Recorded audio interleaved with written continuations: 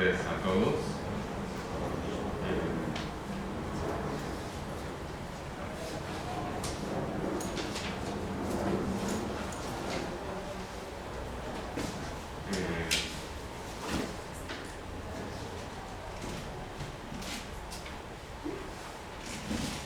Pues bueno, vamos a dar inicio a la mesa número 7 del coloquio, del 17º coloquio de letras clásicas. Y voy a empezar por presentar al profesor Raúl Alejandro Ramos Tudillo, quien es maestro en docencia para la educación media superior en el campo del conocimiento de letras clásicas. Fue distinguido con la medalla al mérito universitario Gabino Barreda de la generación 2009-2012. Lleva una década enseñando latín y griego en el Colegio de Ciencias y Humanidades Plantel Vallejo, un bienio impartiendo la didáctica de etimologías y lenguas clásicas en el Colegio de Letras Clásicas de la Facultad de Filosofía y Letras, y un año a cargo de la práctica docente 3 en la maestría de docencia para la educación media superior en el campo de letras clásicas. Es autor de la selección y traducción que lleva por título Historias mitológicas de Higino, y la de la traducción y de la comedia Epídico de Plauto dentro de la colección bilingüe de autores grecolatinos del CCH. Ha impartido numerosos cursos para profesores a nivel bachillerato y licenciatura sobre la enseñanza de las lenguas clásicas. Profesa particularmente la pedagogía latina y está en la búsqueda permanente por hacer significativo y relevante en la actualidad el aprendizaje de latín y griego, y nos va a presentar una ponencia que lleva por título Robots mexicanos en la luna, el gozo de aprender latín en época de pandemia. Muchas gracias. Gracias, Enrique. ¿Funciona el micrófono? Sí.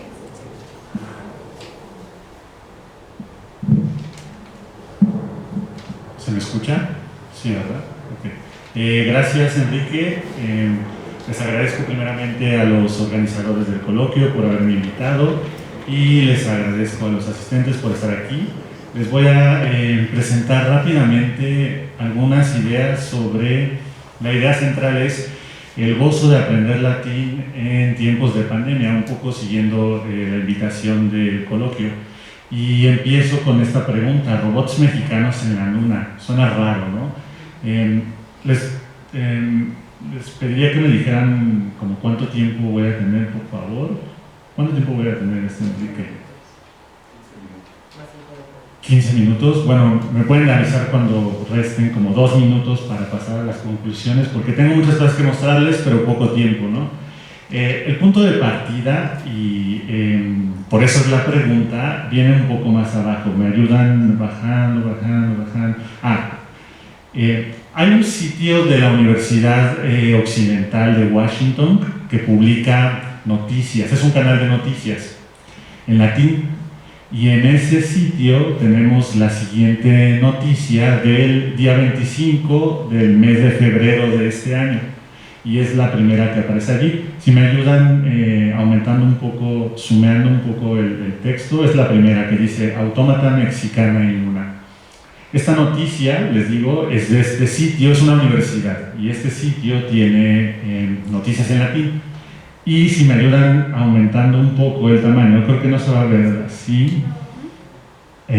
Bueno, no sé si alcancen a ver, seguramente como están ahí cerca se alcanza a ver. Es un pequeño fragmento en latín que presenta la siguiente noticia. Vamos a ver si funciona. Yo creo que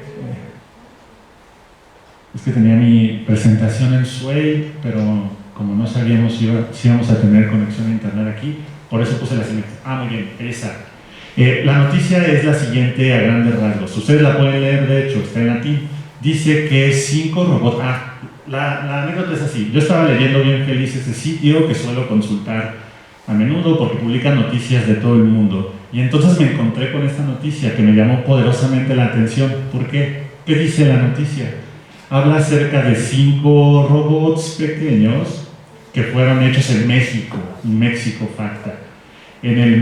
Estos robots se van a lanzar a la Luna el mes de junio, dentro de unas cuantas semanas se van a lanzar a la Luna y van a investigar la superficie de la Luna. Nos sigue contando un poco de cómo son, tienen forma de disco, tienen unas pequeñas ruedas, van a ir en forma de colmena, van a ir juntos.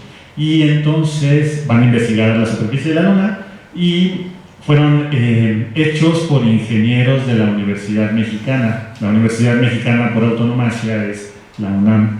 Ahora, la pregunta, bueno, yo me enteré gracias a este sitio de noticias que iba a suceder esto. ¿Ustedes sabían al respecto? ¿Sabían que la UNAM estaba preparando esta misión a la Luna? La UNAM, entre otras instituciones.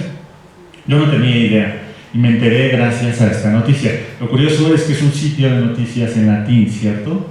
Ahora, la pregunta que yo les haría, ¿por qué hay un sitio, es una universidad de Estados Unidos, por qué hay un sitio de noticias en latín hablando acerca de robots mexicanos en la Luna? ¿Por qué? ¿Por qué será? Es lo que yo les pregunto, por ejemplo, a los chicos de didáctica. ¿Por qué tenemos un sitio de noticias de una universidad estadounidense hablando acerca de robots mexicanos en latín, en la Luna, en latín? ¿Eso se puede? ¿Se puede hacer eso?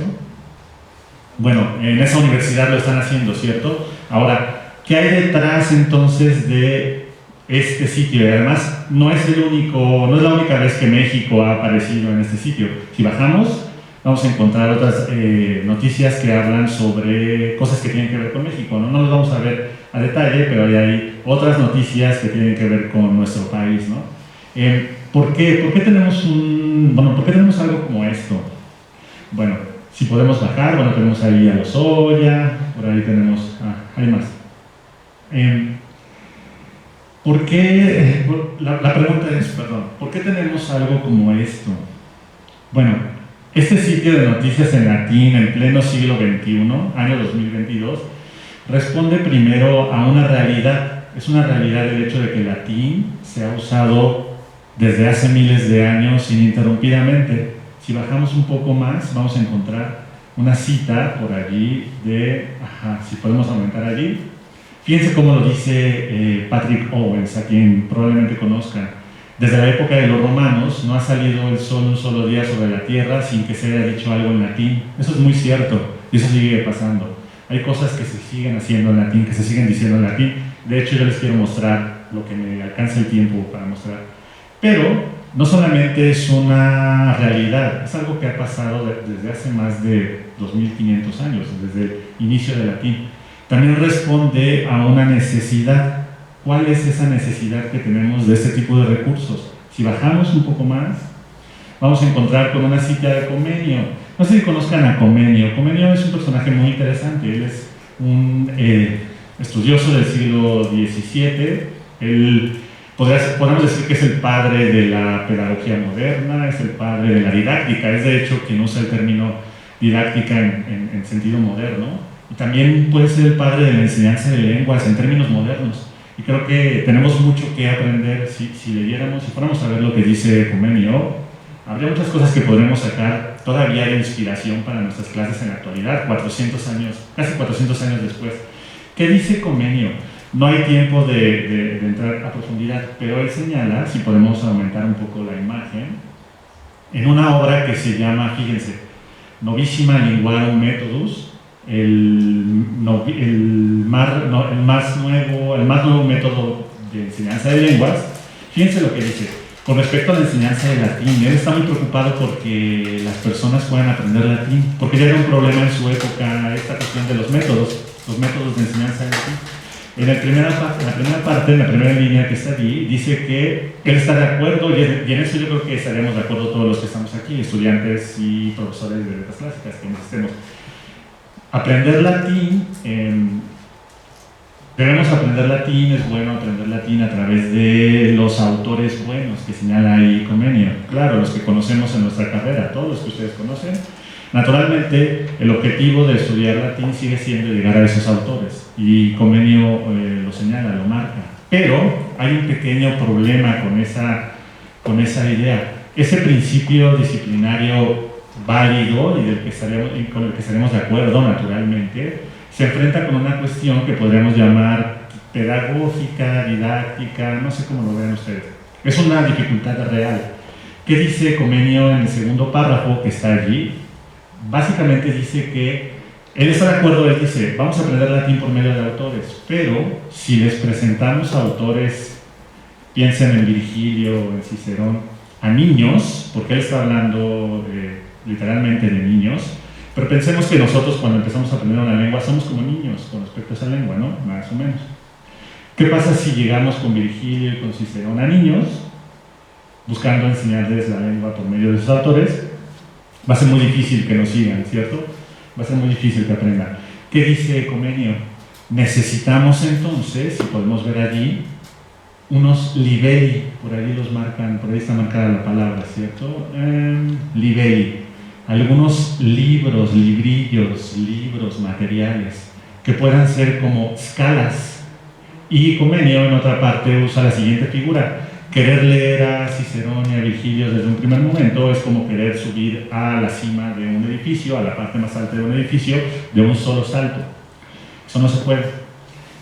Lo que necesitamos para llegar a Virgilio y a Cicerón son escalones, literalmente, bueno, figuradamente. Y entonces estos materiales, estos libelli, estos librillos, van a ser nuestras escalae, las escalas que vienen allí, y van a ser escalae de cosas que nuestros estudiantes puedan entender, intellectus, y escalas de linguae, cosas que sean simples, sencillas lingüísticamente hablando, entonces que sean de un tema sencillo y que sean con una muestra de lengua sencilla. Eso es básicamente lo que dice Comenio. Y Comenio dice que su método nuevo descansa en eso básicamente, en crear materiales adecuados que sean fácilmente inteligibles para los alumnos, para los jóvenes, para los niños, y que sean lingüísticamente accesibles, sencillos. Entonces tenemos, por un lado, la realidad, cosas que vemos que pasan, y de hecho, gracias a la pandemia, gracias a las redes sociales, todos estos sitios donde podemos conocer a muchas personas, nos damos cuenta de que hay muchas personas haciendo cosas en latín en este caso, pero también responden a una necesidad real, una necesidad didáctica real. Y por último, y de hecho ese es el punto de esta presentación, que ya se va a acabar me parece, es porque usar la lengua, hacer uso de la lengua, es motivo de alegría también. Y ese es de hecho el punto que yo quería hacer en algún momento, que ya no me va a alcanzar mucho tiempo.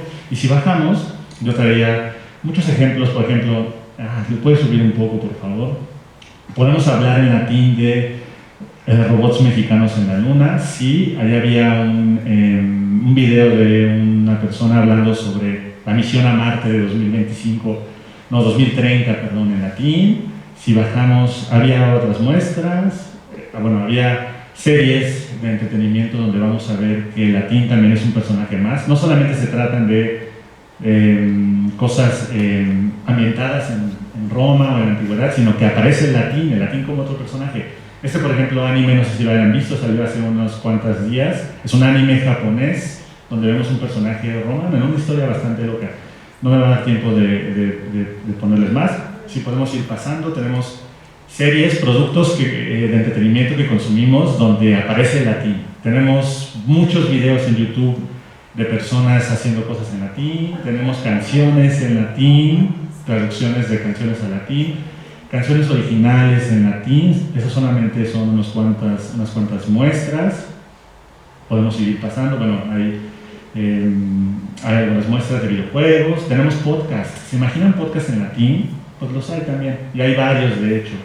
Yo les recomiendo que en Spotify busquen algunos de estos podcasts, que le pongan algo, no sé, latín, lengua latina, no sé, y van a aparecer varios de estos podcasts donde uno puede descubrir a personas usando latín para decir un montón de cosas, todo tipo de temas.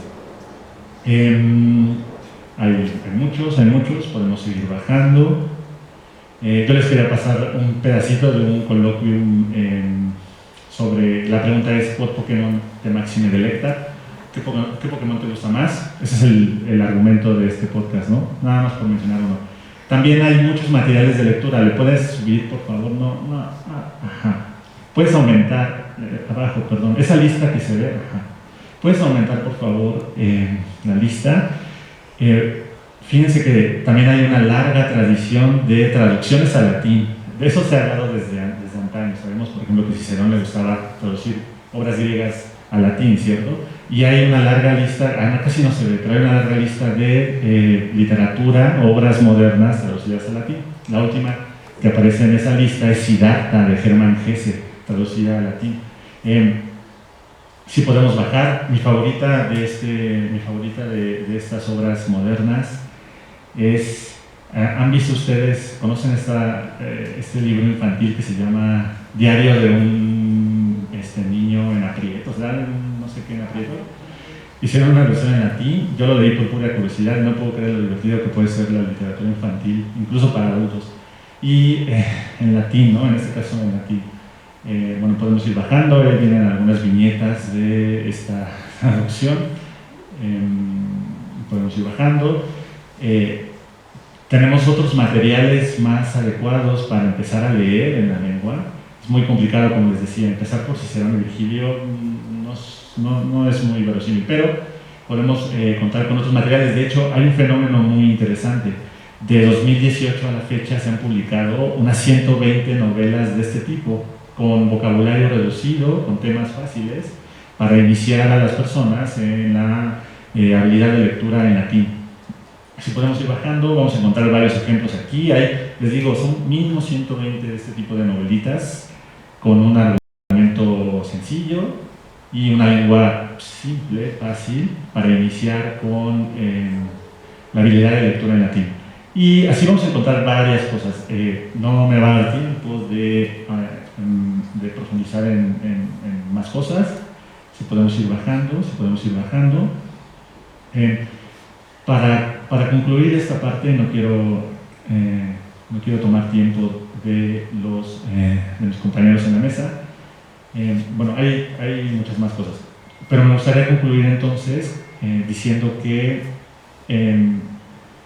está pasando una cosa muy interesante a nivel internacional. Gracias a las redes sociales tenemos acceso a lo que muchas personas están haciendo en la actualidad, que tiene que ver con el latín. ¿Y por qué tenemos este tipo de cosas, de manifestaciones? Ya les comentaba. Por un lado es una realidad, es algo que el latín ha hecho desde hace miles de años y sigue haciendo. Es algo, digamos, que no nos debería sorprender demasiado. Es una necesidad, según autores como Comenio, como estábamos viendo, y creo que eso lo podemos ver también en la actualidad. Cuando empezamos a aprender una lengua moderna, no empezamos con las grandes cumbres de la literatura, sino empezamos con material sencillo, accesible. Y también, por último, son fuentes de gozo, de alegría.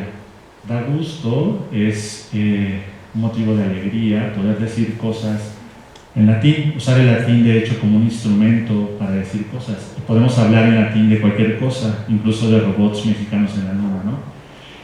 Bueno, pues eso sería todo básicamente. Les agradezco mucho su atención y pues nada más me gustaría terminar con algo, si me permites, Enrique. Más abajo. Les recomiendo algunas cosas, más arriba, más arriba,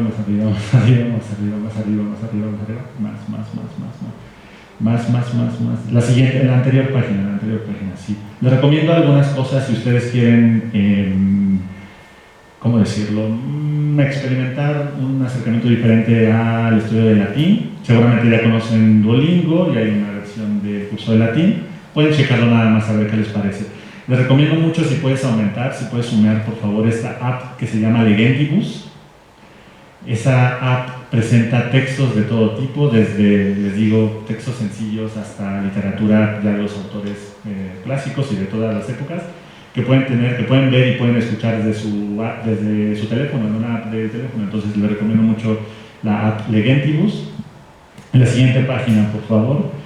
Acaban de salir este año 2 manuales nuevos, apenas en lo que va de este año salieron 2 manuales nuevos para aprender latín. El primero es, si le puedes subir por favor, este salió hace unos cuantos días, Unus Duos Tres, Latin Eloquamur per Scaenas et Imagines. También se lo recomiendo mucho si les es posible acceder a él.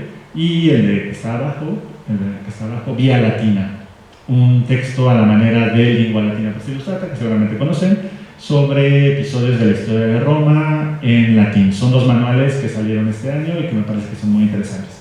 Y pues eso sería todo. Muchas gracias por su atención.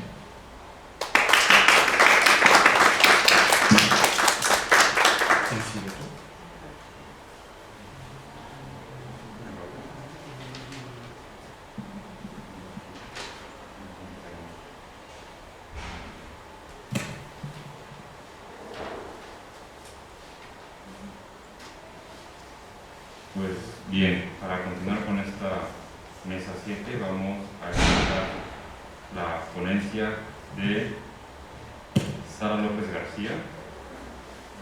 Ella es egresada del plantel 8 de la Escuela Nacional Preparatoria, en donde comenzó sus estudios en lengua griega.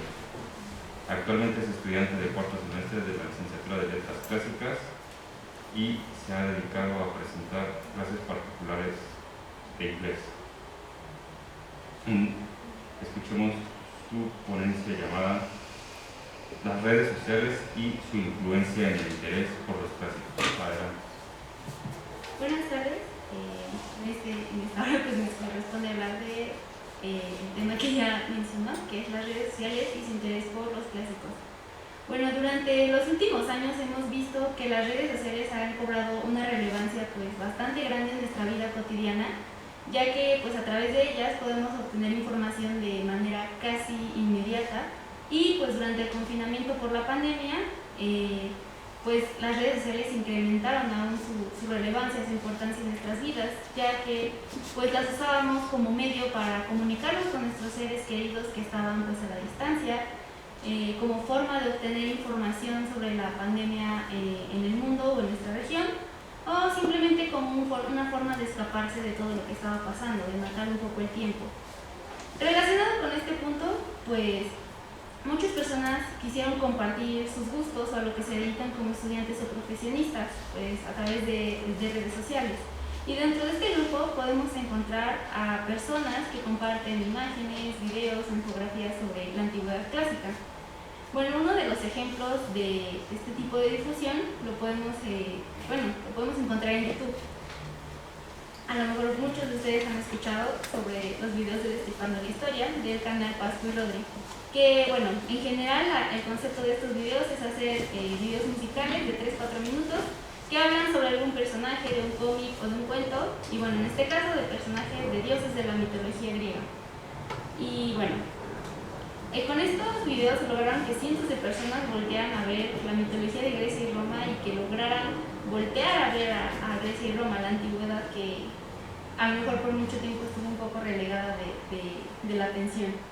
Y bueno, en dichos videos no se ahonda sobre cada uno de los episodios mitológicos, pero podemos notar que cierta parte de la audiencia tuvo interés en saber más sobre los dioses que aparecían en dichas canciones. Incluso es posible encontrar comentarios de personas que preguntan sobre las obras que pueden consultar para saber más. Muchos respondieron que la Ilíada, la Odisea de Homero, la Teogonía de Hesiodo o incluso el libro de mitos griegos de Robert Graves. Por otro lado, y en menor medida, podemos encontrar perfiles en redes sociales como Facebook, Instagram o Twitter, en donde se comparten imágenes sobre vestigios arqueológicos, datos etimológicos, ilustraciones sobre dioses o héroes, o hasta memes, ¿no? de cosas que nosotros vivimos como estudiantes, de cosas que podemos encontrar dentro de los libros. Y bueno, una de las situaciones que recuerdo yo que se hacen más de memes es, por ejemplo, episodios de la Ilíada o la Odisea, como cuando Polifemo va gritando que nadie lo ha herido. También podemos encontrar páginas de escuelas o de instituciones que no necesariamente son universidades, en donde se publican propagandas de cursos o seminarios sobre filosofía antigua, de historia o incluso de lengua, y pues mucha gente podría llegar a interesarse en estos cursos a tal grado de pues, tomarlos y aprender un poco al respecto. Si nos ponemos a preguntar pues, a conocidos que no estén relacionados con letras clásicas sobre lo que saben de la Ilíada o la Odisea, es probable que hagan referencias a que es literatura universal importante, a las aventuras de los héroes, a armas antiguas o incluso pues que meramente sean honestos y que nos digan que es una obra que leyeron en la preparatoria para entregar un trabajo en literatura. De igual forma, si preguntamos sobre lo que conocen de Grecia y Roma, probablemente se ha aprendido por películas, por clases de historia o por la clase de etimologías en el caso del bachillerato de la Escuela Nacional Preparatoria. Y es posible ver que la población en general no tiene una mala percepción de la antigüedad clásica, sin embargo, su relación tampoco es muy buena, ya que, al menos en México, las disciplinas como la historia y la literatura son consideradas tediosas y hasta de menor relevancia dentro de la formación académica de las personas. Es natural que no toda la gente muestre interés hacia todas las áreas de estudio, así que el contenido en redes sociales, que se enfoca a la difusión de los clásicos, resulta ser un medio por el cual la gente puede llegar a conocer un poco más y hacer que la academia incluso pueda llegar a tener un mayor alcance, una mayor accesibilidad de la que se tenía antes o de la que se tendría si solo se hablara de los autores clásicos dentro de las universidades. Bueno, haciendo énfasis en los videos que mencioné de Destripando la Historia, pues es claro que una canción de 3 o 4 minutos no puede sustituir una clase completa de mitología, que pues en el caso de nuestra licenciatura corresponde a 2 horas semanales. Pero al mostrarse un Zeus que baila, una Hestia que juega videojuegos o una Afrodita en limusina, resulta más fácil de aprender, resulta más atractivo que sentarse a escuchar todas las referencias literarias de un dios y todos los mitos en los que estén involucrados. Además de que pues, es más fácil aprender mediante canciones, y esto lo vemos por ejemplo en la educación preescolar, que se enseñan las letras, los colores y los números pues, a través de canciones. Es entendible y hasta cierto punto coherente que solo se use información indispensable o la más llamativa sobre los mitos, tomando en cuenta que el público al que está dirigido estos videos pues está conformado por diferentes personas que provienen de diferentes contextos y que no necesariamente van a ser expertos o estudiantes sobre la mitología antigua, sobre la mitología clásica. Entonces, como ya dije, es coherente que la información que se maneje pues sea bastante escasa, bastante general. Y bueno, regresando como al contenido en general que podemos encontrar en redes sociales, si buscas, encuentras. Si tú buscas cierto tipo de contenido en redes sociales, es altamente probable que lo vas a encontrar. Y dentro de las redes sociales es posible encontrar un grupo de creadores que se dedican exclusivamente a compartir contenido relacionado con libros. Las denominaciones de esta comunidad de redes sociales consisten en agregar la palabra book, libro, al nombre de la red social. En un ejemplo, booktube por YouTube o bookstagram por Instagram. Y es ahí donde también se han dado a conocer los llamados retellings, que como su nombre lo dice, vuelven a contar una historia. En el caso de retellings clásicos o de la novela histórica, que también es un género que ha cobrado popularidad, podemos encontrar La canción de Aquiles y Circe de Madeline Miller, Ariadna de Jennifer Saint o Las hijas de Esparta de Claire Haywood. Sabemos que en redes sociales pues, hay gente que tiene mucho impacto y que podría llegar a influenciar a las personas, a los jóvenes, a leer ciertas obras o a hacer ciertas cosas porque a lo mejor estaban buscando una recomendación y la opinión les pareció buena, y pues una persona podría orillarse a leer estos libros nada más porque lo ve en redes sociales. Y si bien los libros que mencioné no son clásicos estrictamente, pues pueden ser un puente para que la gente se acerque a los libros en los cuales están basadas las obras que mencioné. Es importante decir lo que ya sabemos, lo que ya conocemos, y es que no todo lo que circula en redes sociales es verídico, es verdadero, porque es fácil que alguien venda información que parezca real, pero no tiene mayores fundamentos, por lo que debemos ser críticos con lo que consumimos en las diversas plataformas. El área de letras clásicas pues no está exenta, no está a salvo de la difusión de información falsa. Podemos encontrar el origen incorrecto de una palabra, un relato erróneo de un mito o un dato histórico falso. Y esto solo refuerza la necesidad de investigar y constatar que la información que vemos sea verídica. Y ante tal susceptibilidad de encontrar datos falsos, es poco prudente usar dichas plataformas como fuente para un trabajo académico.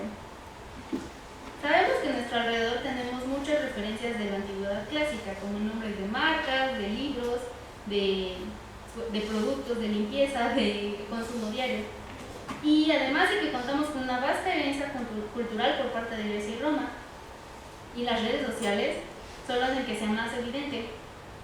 No que no estuvieran ahí todas estas referencias o todas estas pues aportaciones, sino que a través de las redes sociales la gente se está dando cuenta de lo mucho que ha aportado Grecia y Roma al mundo. Estas evidencias, estas notoriedades no son solo para nosotros como estudiantes o para los profesores y los investigadores, sino para muchas personas alrededor del mundo. Básicamente, en conclusión, las redes sociales han permitido que la información se propague de una forma más eficiente y práctica, lo que permite que tenga un alcance para todos. Los estudios clásicos han sabido adaptarse a esta nueva era digital y se han beneficiado de los medios para llegar a muchas personas, como mencioné, alrededor del mundo, de diferentes contextos.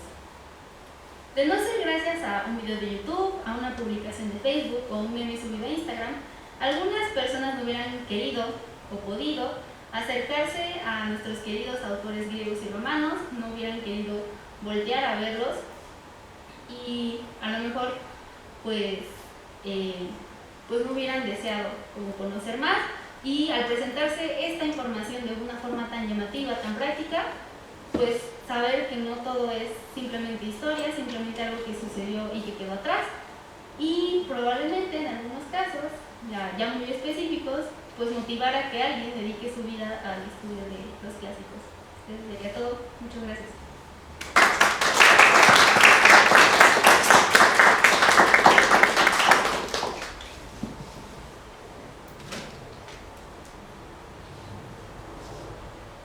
Bien, pues muchas gracias a Sara por presentar esto para nosotros.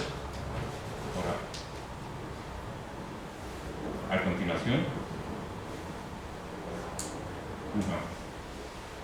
Michel Dolores Briceño. Él es egresado de la carrera de Letras Clásicas de la Facultad de Filosofía y Letras de la UNAM. Se desempeñó durante 2 años como ayudante de profesor en las materias de Griego 7 y 8 con el doctor Arturo Ramírez Trejo, de agosto de 2019 a junio de 2021. Desde mayo de 2018 hasta la fecha, ha sido profesor particular de griego y latín, enfocado primordialmente a promover la lectura directa de los textos y usar las lenguas de una manera más activa. Actualmente, funge como ayudante de servicio social de la Coordinación de Letras Clásicas desde septiembre de 2021, como ayudante de profesor de la materia de latín y griego 5 y 6 con el doctor Raúl Torres Martínez desde febrero de 2022 y como ayudante de investigación con la doctora Marta Cecilia Jaime González desde marzo del mismo año. Aparte de sus labores como ayudante, se dedica a su trabajo de titulación, una edición crítica y traducción comentada de las décadas cuarta y quinta de las de Orbe Novo, décadas del autor ítalo-español del siglo XVI, Pedro Mártir de Angleria, así como la elaboración de distintos materiales para la enseñanza y lectura tanto de griego como de latín de una manera más activa y directa. Sus líneas de trabajo son la lengua griega y latina, su dialéctica, así como la historia y la historiografía tanto en griego como en latín. Y va a presentar para nosotros una ponencia titulada "Una nueva propuesta de esquema del verbo griego para su enseñanza y aprendizaje". Adelante. Muy bien, agradezco al comité organizador del coloquio haber aceptado mi propuesta.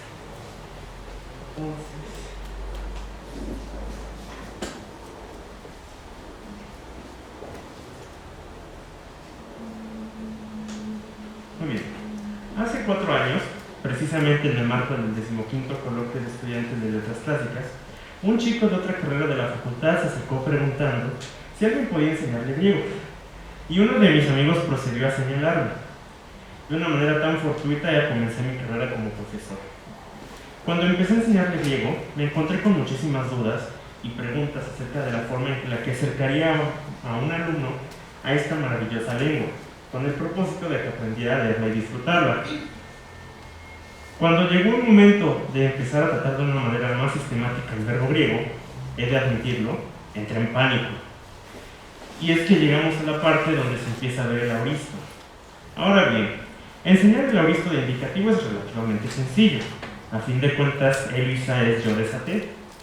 Sin embargo, el problema viene cuando nos encontramos con los otros modos.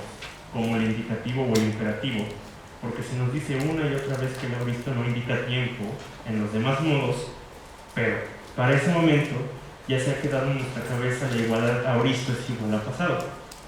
Por otra parte, para ese momento ya llevábamos bastante tiempo trabajando con el presente de indicativo y con infinitivo, imperativo y participio presente. ¿Cómo decirle a un alumno entonces que esos infinitivos, imperativos y participios que llevan la palabra presente en el nombre no indican en realidad tiempo presente? Más aún, usualmente es cuando entra el auristo que debemos prestarle atención a una noción del verbo griego que es fundamental para su entendimiento, pero a que nosotros en primer lugar nos resulta algo extraño y ajeno, que es el aspecto. Pongámosle todas estas interrogantes a un profesor primerizo y tenemos una receta para el desastre.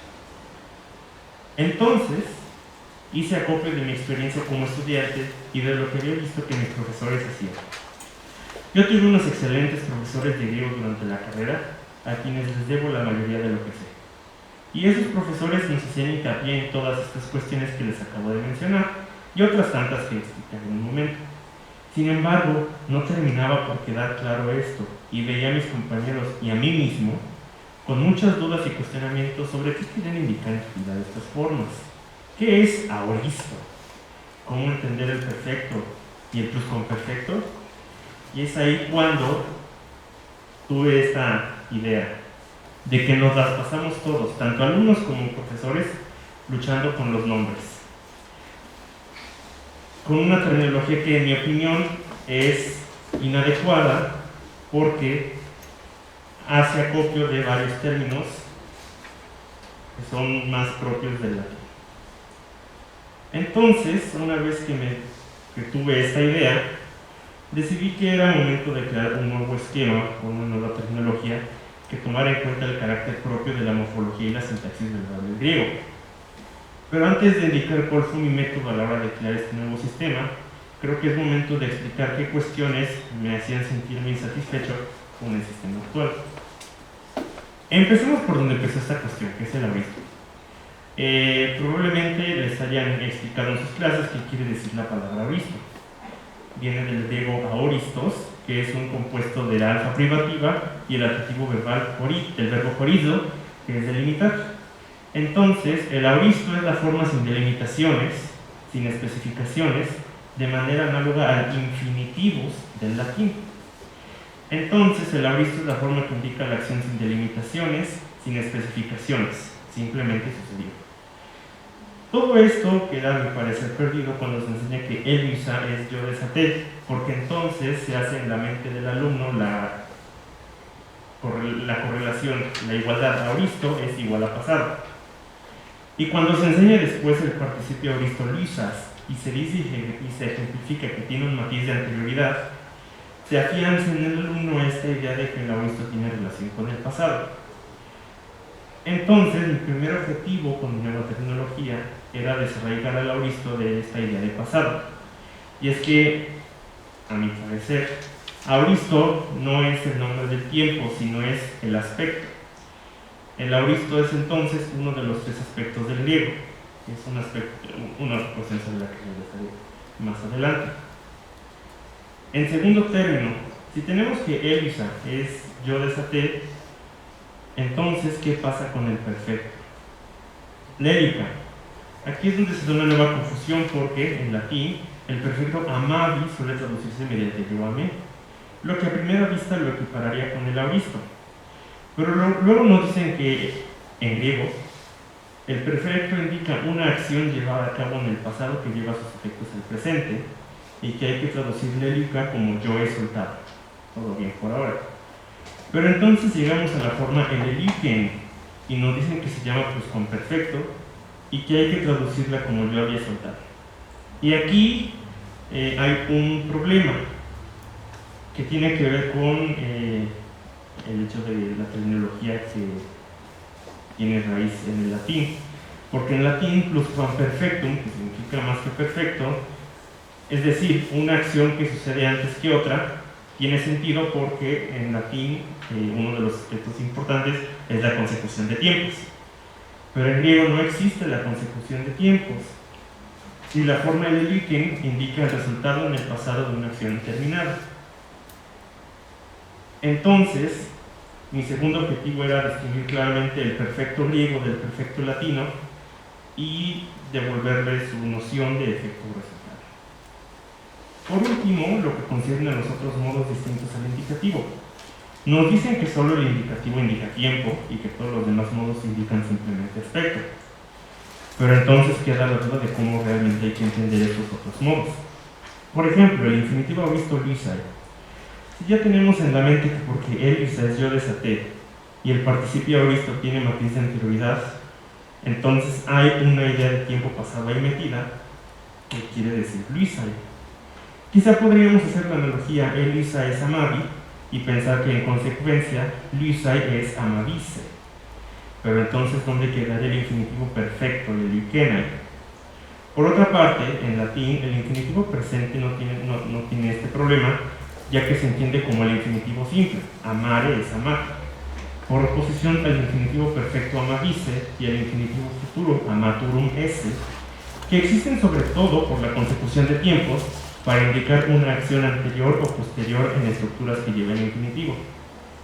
En cambio, en griego no existe la consecución de tiempos y podemos encontrar lien, lisai y lelikenai usados libremente como infinitivos simples, donde los nombres de infinitivos presente, auristo y perfecto dan a entender una idea de tiempo que en realidad no está ahí. Lo mismo sucede con subjuntivos, optativos y los demás modos. Entonces, mi tercer objetivo era desarrollar estos otros modos de la idea de tiempo, que es inherente a los nombres empleados. Así que puse manos a la obra para generar esta nueva terminología. Lo primero que hice fue buscar un elemento común que estuviera presente en todas las formas del verbo griego habidas y por haber, que fuera lo que al griego le importara más. Encontré que esa noción era la de aspecto. No hay ninguna forma verbal griega que no indique aspecto. Luego decidí que separaría el indicativo de los demás modos, precisamente porque, como indiqué antes, el indicativo es el único de los modos que indica tiempo. Entonces, el griego tiene tres aspectos: continuo, que es acción continua o duradera; resultativo, que es el resultado de una acción; y puntual, simple ocurrencia de una acción. Hay tres tiempos verbales en general: pasado, presente y futuro. Entonces, era simplemente cuestión de acoplar un tiempo a un aspecto determinado y asignarle la forma griega correspondiente.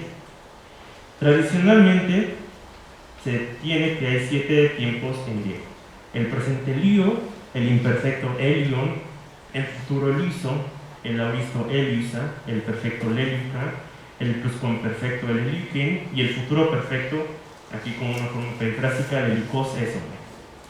Entonces, haciendo esta correlación y poniéndolo de una forma más sistemática, queda la primera parte de la tabla, que es lo que dice indicativo, donde tenemos el tiempo verbal en una parte y el aspecto en otra. Entonces las intersecciones, que son los tiempos, ¿no? Elion, pretérito continuo; elisa, pretérito puntual; leliken, pretérito resultativo; el presente y el futuro, donde priva la idea del tiempo; el presente resultativo lélica y el futuro resultativo lelicosese. Eso por una parte. Ahora pasemos a los demás modos. Como he mencionado antes, solo el indicativo indica tiempo, así que es cuestión de organizar estos otros modos según su tema aspectual. Para simplificar esto, regresemos al punto de los infinitivos. La forma lien tiene tema de aspecto continuo, en tanto que no tiene la marca del aspecto puntual sa, ni la del resultativo, que es la reduplicación. Entonces podemos asegurar que la forma lien se trata de un infinitivo de aspecto continuo, es decir, es un infinitivo continuo. Por lo tanto, lien no quiere decir simplemente desatar, sino que hay que entenderlo de manera que quede claro el aspecto continuo de la acción y sus matices. Estar desatando, ponerse a desatar, o desatar como proceso, no como acción en conjunto. La forma luisai tiene tema de aspecto puntual, y lo sabemos porque tiene la marca del aspecto puntual, que es sa. Entonces podemos asegurar que la forma luisai es un infinitivo de aspecto puntual, es decir, un infinitivo puntual. Por lo tanto, dado que el aspecto puntual indica simplemente que la acción ocurre sin ninguna otra determinación, Entonces sí podemos entender Luisai simplemente como desatar, o, visto en oposición al infinitivo continuo, que indica la duración del proceso, como desatar de una vez, o alguna otra forma que deje claro la puntualidad de la acción. Y la forma de Lili-Kenai tiene el tema de aspecto resultativo, y lo sabemos porque tiene la marca de aspecto resultativo, que es la reduplicación. Entonces podemos asegurar que la forma de Lili-Kenai es un infinitivo de aspecto resultativo, es decir, un infinitivo resultativo. De tal manera, no hay que entender Lili-Kenai simplemente como ver desatado, sino que hay que buscar una forma que realmente deje en claro el resultado de la acción completada. Dejar desatado, tener suelto o alguna otra forma dependiendo del contexto. Y aplicando esta misma lógica al resto de los modos, nos queda la segunda parte de la tabla, ya con todos los modos. Tenemos entonces que los tres sistemas que llamamos tradicionalmente sistemas temporales, de presente, de ahorita y de perfecto, son realmente sistemas aspectuales. Uno para cada uno de los aspectos. Un sistema de aspecto continuo, un sistema de aspecto puntual y un sistema de aspecto resultativo. Mención especial merece el único que sí podríamos llamar verdaderamente un sistema temporal, que es el sistema de futuro. Si juntamos estas dos partes, me parece que tenemos un esquema para enseñar y aprender el verbo griego que es claro y transparente desde el nombre en lo que indica y que cumple con los propósitos que me propuse antes de emprender esta tarea. Mediante este nuevo esquema, el nombre avisto desaparece y con él la falsa asimilación avisto pasado y la necesidad de explicar qué significa el nombre. Aunque, luego al usar el nombre puntual todavía hay que explicarle al alumno qué consiste este aspecto, me parece que una vez que hayamos pasado este punto, los nombres se resultan más claros a primera vista.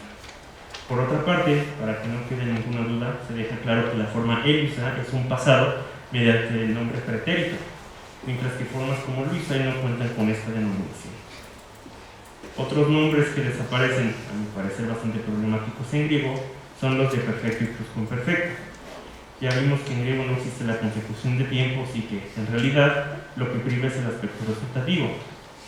A diferencia del latín, donde hay una diferencia entre perfecto y pluscuamperfecto, las formas lélica y eleliquen son idénticas en cuanto a significado, con la única distinción de que la primera pertenece al ámbito del presente por carecer de marcas temporales, mientras que la segunda, por la aparición del aumento, evidentemente se encuentra en el pasado. Nombres como presente y pretérito resultativo dejan, a mi parecer, esto claro a primera vista. Por último, dividiendo este esquema en dos partes distintas, el indicativo por una parte y el resto de los modos por la otra, y eliminando a su vez toda terminología que da a entender alguna idea de tiempo, como presente, perfecto y sí, incluso auristo, queda definitivamente claro que la cuestión temporal está reservada únicamente para el primero de estos modos, con la excepción del sistema de futuro, situación que habíamos comentado, mientras que para el resto de los modos la noción de aspecto toma el papel preponderante, ya sea que se trate de aspecto continuo, puntual y resultativo. Regresemos al punto de donde partimos, a la circunstancia que inició todo este proceso. Abandonar la terminología tradicional fue difícil al principio, desde luego. Es difícil quitarte una costumbre de varios años, sobre todo si forma parte de algo tan cotidiano como tu carrera. Mi alumno, sin embargo, que no llevaba más de unos meses estudiando griego, no tuvo mayor problema en asimilar los nombres nuevos para las cosas que ya habíamos visto y, desde luego, para las cosas que estábamos por ver, que era básicamente el resto de la morfología verbal.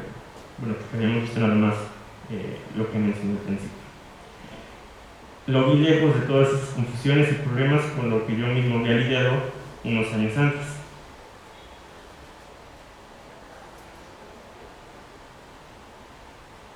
Pero es muy distinto tratar esto con un alumno particular que en un colegio de humanidades. Entonces, la oportunidad para tratar esto ya con alumnos de la carrera se presentó en agosto de 2019, cuando un par de alumnos, en ese entonces del primer semestre, me pidieron que los ayudara con la cuestión de las lenguas. Cuando empezaron a ver en sus clases este asunto del verbo griego, precisamente el auristo, noté que tenían las mismas dudas que yo había intentado combatir y les mostré el esquema y les expliqué las razones y el método de su conformación. Y una vez más parece que las dudas quedaron disipadas al respecto y en lo sucesivo también para los otros modos Esto último me permitió ver que este esquema tenía aplicabilidad incluso en nuestro colegio y que sería de bastante utilidad para aclarar una cuestión tan importante. Finalmente decidí aprovechar la oportunidad que significaba para mí este coloquio y darlo a conocer públicamente para que cobre vida entre ustedes si es que merece vivir. Solo deseo que les sea a ustedes y a los venideros de tanta utilidad como lo fue para mis anteriores alumnos y para mí mismo, dilucidar de una vez por todas una cuestión tan importante. Muchísimas gracias por su atención.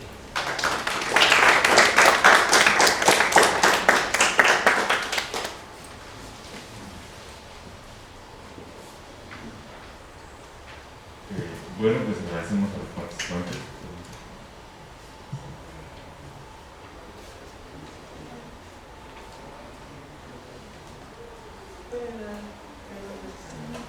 Bueno, todavía tenemos un par de minutos por si alguien quisiera hacer una pregunta a cualquiera de los tres.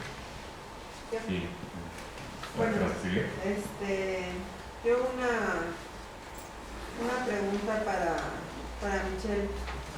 Está muy genial el esquema, Michelle, sobre todo la parte del indicativo y presentar los aspectos, me parece muy bueno. Esto deberías publicarlo, ¿no? Tienes que sistematizarlo, tienes que armar el artículo y publicarlo. Yo te recomiendo acompañarlo de esquemas, sobre todo para la parte del aspecto puntual, para incluir egresivos, complexivos, porque sí esclarece mucho el manejo del tiempo, de esto, de los verbos, y también te recomiendo que pues escojas unos muy buenos fragmentos griegos en donde se demuestre que esta aplicación del manejo del verbo es útil para la comprensión de los textos, ¿no? Pero yo siempre veo todo el indicativo de todos los tiempos y ahora no lo voy a plagiar, por eso quiero que lo publiques para darle el crédito, pero lo voy a usar en las clases, ¿no? Sí, de hecho, lo había visto pues con la gente que me olvida así muy, pues sí, entre plática, ¿no? Aunque era clase, pero pues bueno, cosas personales. Y pues sí, por eso esta oportunidad para presentarlo, de hecho, es la primera vez que lo tengo así tan sistematizado, o sea, pues sí, lo que puse a redactarlo tal cual, no todo esto, que es la presentación que hice, pero sí, tengo idea de hacer algo más con esto, precisamente, ¿no? Y sí, tengo la idea de hacer algo así, nada más aquí, bueno, hice lo que alcancé a hacer para este coloquio. Muchas felicidades. Gracias. ¿Alguien más que quisiera hacer una pregunta? Sí, Frida. Para hacer un comentario para el profesor Raúl Luego. Bueno, nunca había visto ese panorama tan grande para la enseñanza del latín. Y bueno, sí tiene algún lugar que me acuerdo. ¿Cómo se llamaba el portal de noticias que había en latín? La página se llama Nunti Latini Washingtonienses. Creo que es más fácil si te lo escribo. Si quieres, ahorita te lo escribo. Y también, de hecho, mi presentación tenía los enlaces, tenía los audios, tenía los recursos multimedia, por así decirlo. Entonces, si a alguien le interesa, se la puedo compartir con mucho gusto para que vea todos los recursos, claro. Bueno, también, no sé si dijiste al principio lo del círculo. No, no hemos mencionado al respecto de eso.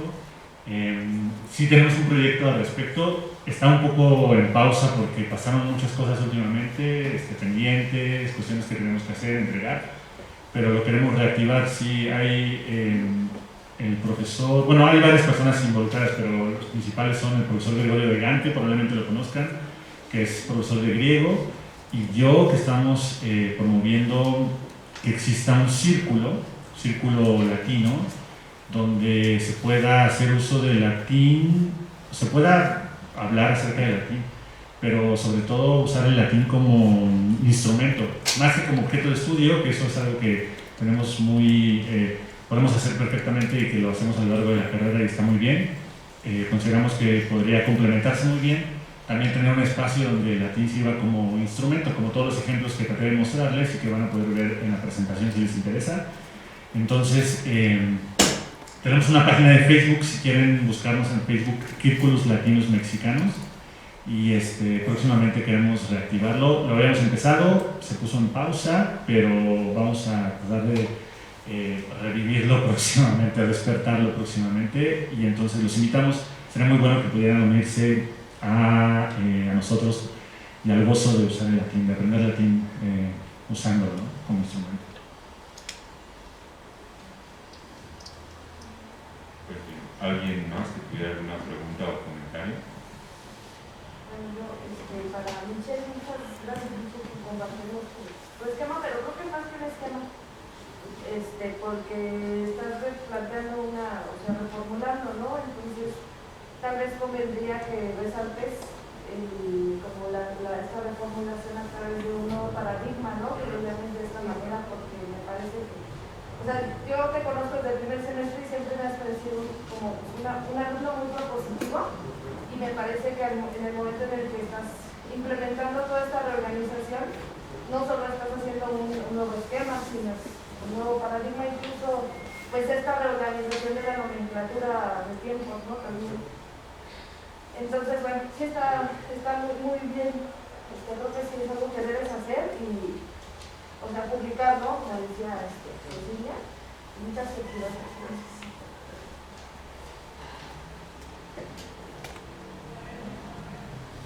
Pues muchas gracias a los tres ponentes y a todos los asistentes. Doy por concluida el ejercicio del 17º coloquio de letras clásicas.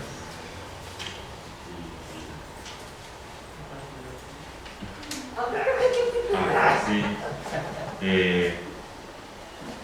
Pues quédense, a continuación vamos a tener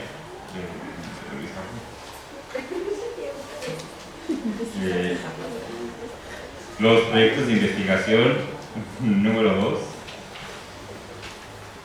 de Brenda Cruz y Manuel Islas, a cargo de la doctora Leticia López Cerratos y la maestra, que dirigen, y la maestra Olivia Isidro.